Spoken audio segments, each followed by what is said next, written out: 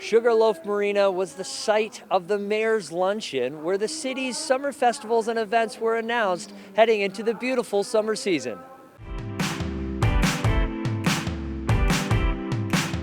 1979 was the first Canal Days, and it started at our Marine and History Museum right in downtown Port Colborne. So it started off small, and it grew from there. In fact, when I was involved with the Port Colborne JC's, Junior Chamber of Commerce, we actually ran one of the first events on West Street with concerts.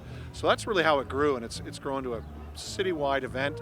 You know, we're down at the Valley Health and Wellness Center now with the Optimist Club, with their craft sale.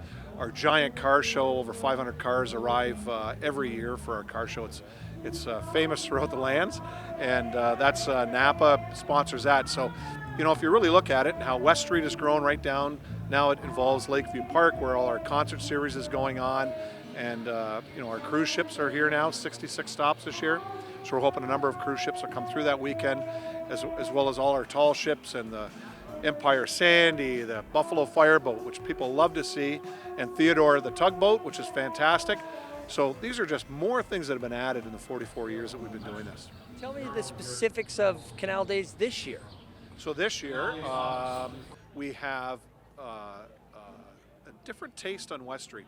So we've actually taken a number of the vendors off of West Street and moved them throughout, so it'll allow the public to see the ships more. So instead of flooding the face of the canal with vendors, we're actually moving those away. We're going to keep our food vendors there. We have our rock climbing wall, which has always been a big hit with kids.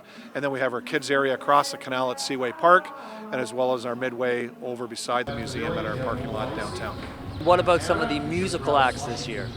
Yeah, so I'm really looking forward. Walk Off the Earth with Magic on Friday night. Sheepdogs coming in with Gord Sinclair from the Hip on Saturday. We got Albums Live on Sunday with Pink Floyd and the Eagles, and then traditionally Monday, Elvis and the Caverners. You know, that's always a big show for Port Colborne. It's during the afternoon.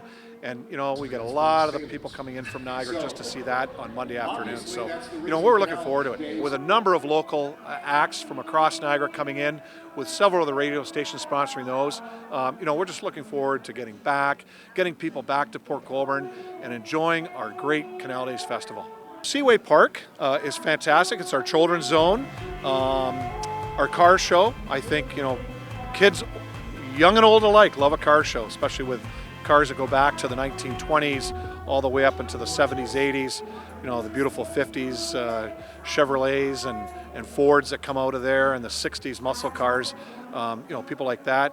The rock climbing wall on West Street, again, is a huge hit with kids, and, you know, they line up a mile long just to get in to use that. Our little train that goes back and forth between West Street and our children's area goes across the Clarence Street Bridge. A lot of kids just love riding that. So those are events. And then again, our Midway.